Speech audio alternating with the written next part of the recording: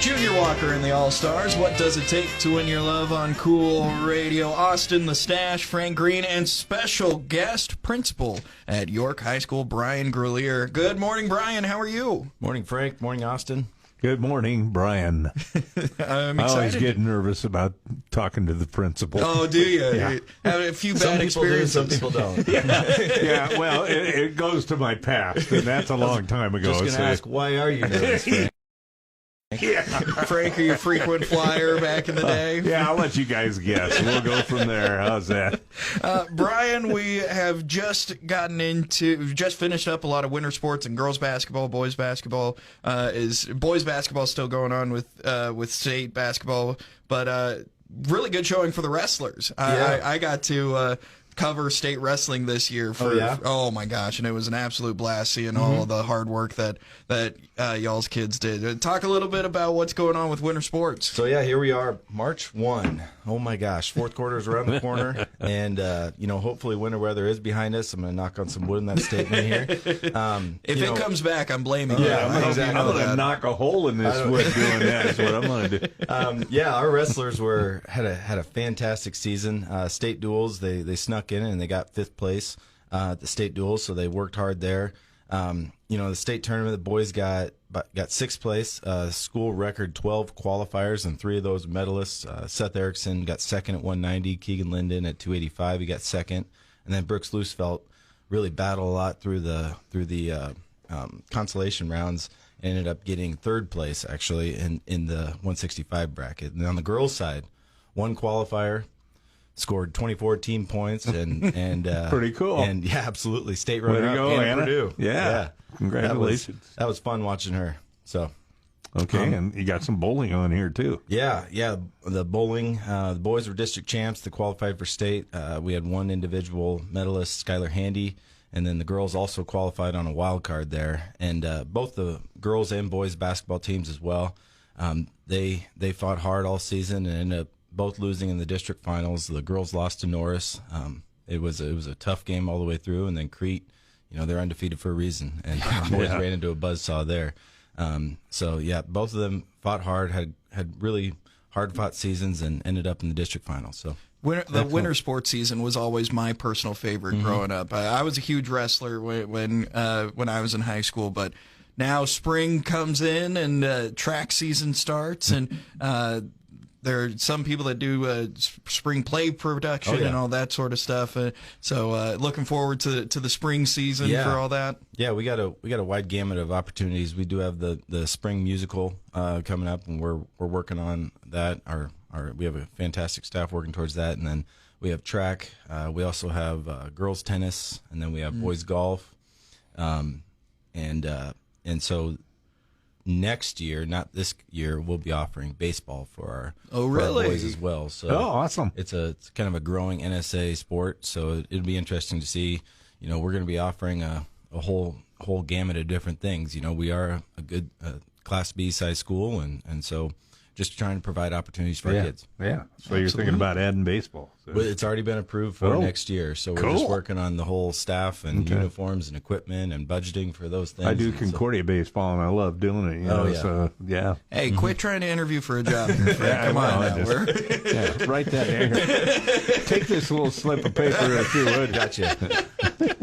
Gotcha. Yeah. I see also that there are more things happening just beyond sports, but this Western Welding Academy, what is this thing? Okay, so this was something I got an email probably a couple months back from our FFA welding and instructor Rachel Stair, and she said, well, we got this opportunity to have this group stop, and so if you have not looked into this, I would encourage you to look up. It's a YouTube sensation, really. What it is, it's this Western Welding Academy, and their mission is this big, massive, really nice tour bus, and they basically go up along all across the nation, and they stop at different places, and they put on this 4-hour show of different welding, and they put out a bunch of merch. I got some blue collar. All right, you got a free hat from Western Welding Academy here. And just a bunch of guys that understand the catch of social media, but also have a desire to, they call it a national crisis on our hands of trying to be able to deliver into the trades, deliver. Need more work into welders, the trade. electrical people, plumbers, and all those kind of exactly, people. Yeah. because our nation is on the brink of coming to a halt if we can't fill a lot of those jobs when you think about it. And so there were some pictures that our York FFA posted on Facebook, and it doesn't really do it justice because some of the things they were doing there was a lot of fun. It was super engaging, and I mean they all got all the way to the point of posting some of their pay stubs just in terms of this is how much money you can make out there if you go into some of these trades there. When are they? My question is, when are they coming back, or are they coming back, or do they have a video, or what do they got going on? So what's going to happen? You can look up Western Welding Academy and you can see where their stops are from the southeast. And so what they did is they're from Gillette, Wyoming. Okay, not that far away. Yeah, they're from Gillette, Wyoming, and they drove to the East Coast and they kind of went down to the southeast, and then they came back, and we were one of the stops between St. Louis and Denver, and then they're going to end up in Denver and then kind of go home for a little while in Gillette. But it was quite an undertaking. It was a really cool experience. So they're a nationally famous social media group. They engage. There's competitions, welding competitions. We had a few other schools there. I know I'm probably missing some. I know like Exeter Milligan was there, Thayer Central was there, Utica Centennial was there. And then, but it's applicable to us. We were kind of, because we have over 100 students in our welding classes, either our welding 1 or our college welding. We have over 100 students in their first and second semester. We invited some local businesses to come and see. And a few of our students they literally handed out certificates, $1,000 scholarship to a trade school. Really? They were all about awesome. doing it. And they had a bunch of Impressive. merch and they were just doing things. They had cameras everywhere, and so you see some of the videos, you'll see, oh, this was a production. This wasn't just like a stop and here's a flyer. No, this was a production. and so give it a couple of weeks, and you'll see. I believe you'll see York High School come up on their YouTube. That's pretty channel cool. there. Oh, that'd be great. Absolutely. And I love seeing, when I was in high school, the big push was everyone go to college, everyone go to college, everyone go to college, go to a 4-year school. But, that's not the thing that everybody needs. The Bingo. trade schools are so important, and having people with those skills and finding people who are passionate about those things when they aren't necessarily passionate about continuing on like these academia type things.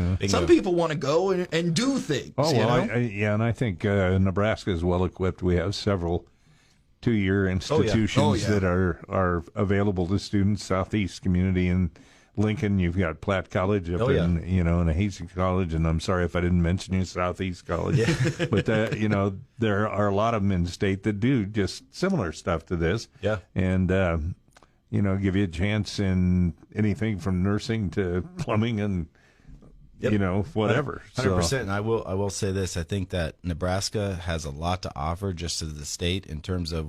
I think that we are way farther ahead than a lot of other states. But with that being said, if you talk to any of the pieces or the people in those programs, the Southeast, the Platt Community College, and things like that, even like UNL, Wayne State, they'll say we feel like we are struggling still. Like it is a consistent battle to try to get plumbers into the electrical into the programs. There's just not enough, and we've got somewhat of a housing crisis statewide. It's actually nationwide, and we just don't have enough builders, carpenters, or anything like that. And so these are all hands-on activities that students, 18, 17, 18-year-old kids can come out and get a little bit of training and be able to figure things out. A couple of years, go out on your own and be your own boss. Which actually kind of goes into my next bullet point here is I'm working at kind of rejuvenating some registered apprenticeships at York High School.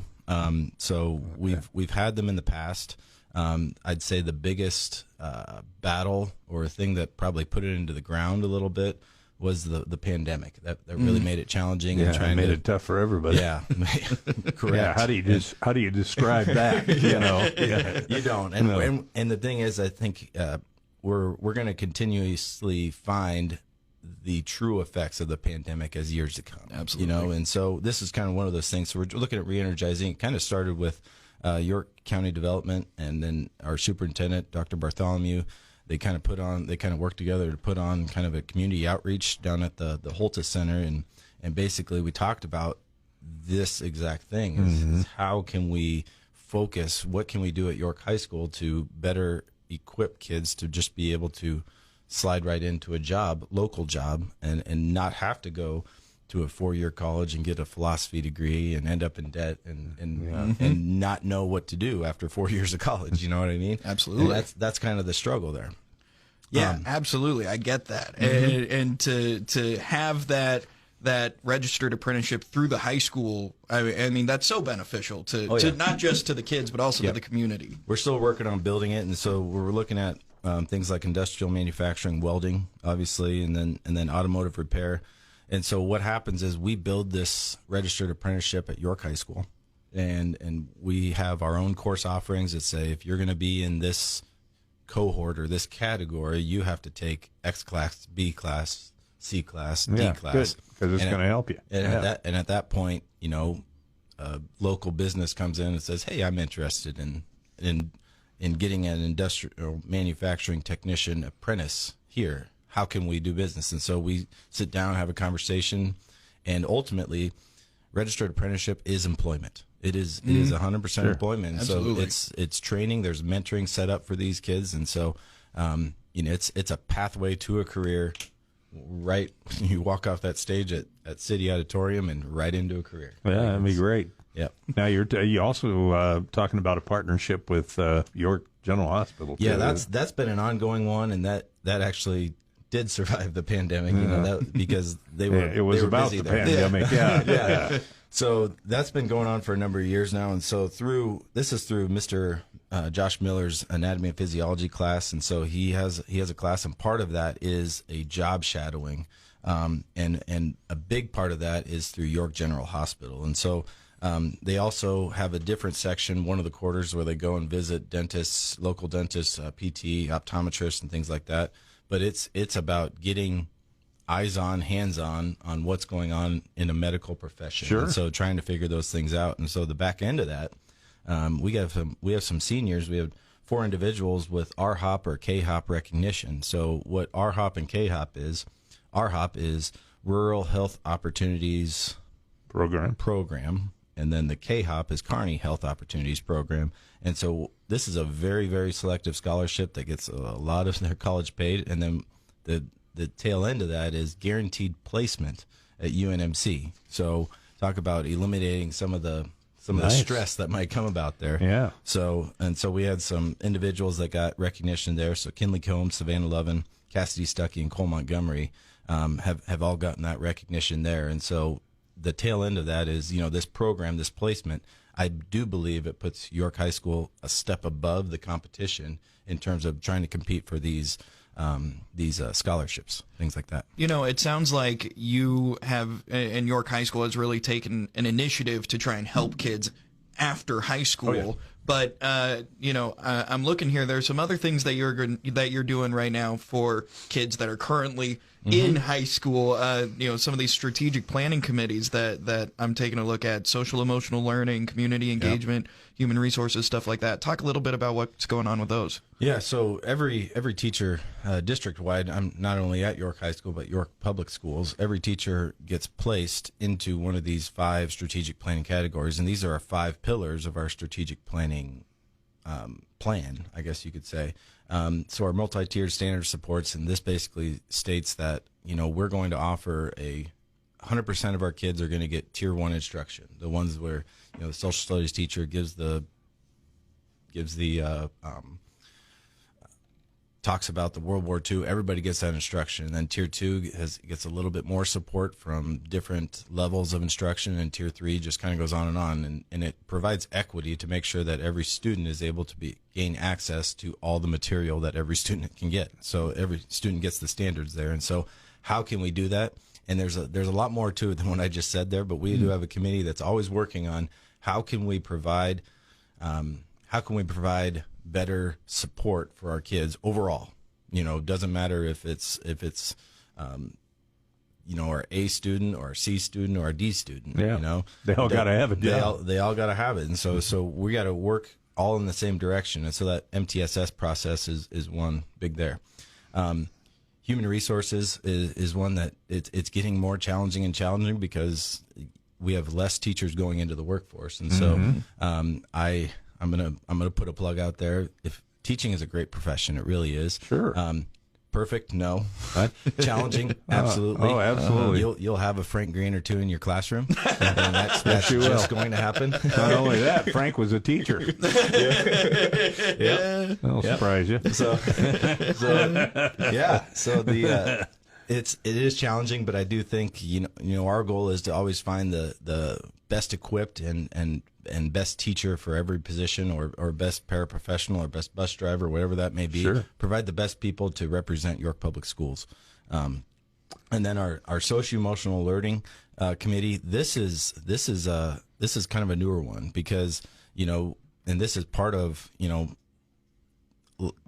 the after effects of pandemic have really brought on a lot of social emotional problems. And so these are challenges that we kind of view as we got to figure these things out and work with these students that might be experiencing some seriously traumatic events in their lives. Sure. And so trying to work through that, because what that is if we're being told by the public that your job is to teach our kids, well, we want to eliminate hurdles that might get in the way of our kids learning. Teaching them, yeah. Sure. Exactly. And so this is kind of that. And so we have to deal with that before we can actually talk about the World War II or the World War I or anything like that, or proper comma placement, whatever that may be.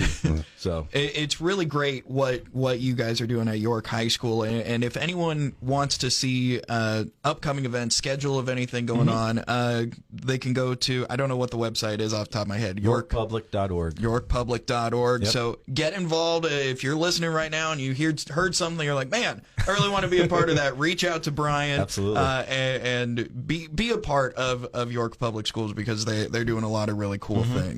Yeah. With that being said, we are going to have to go to break here.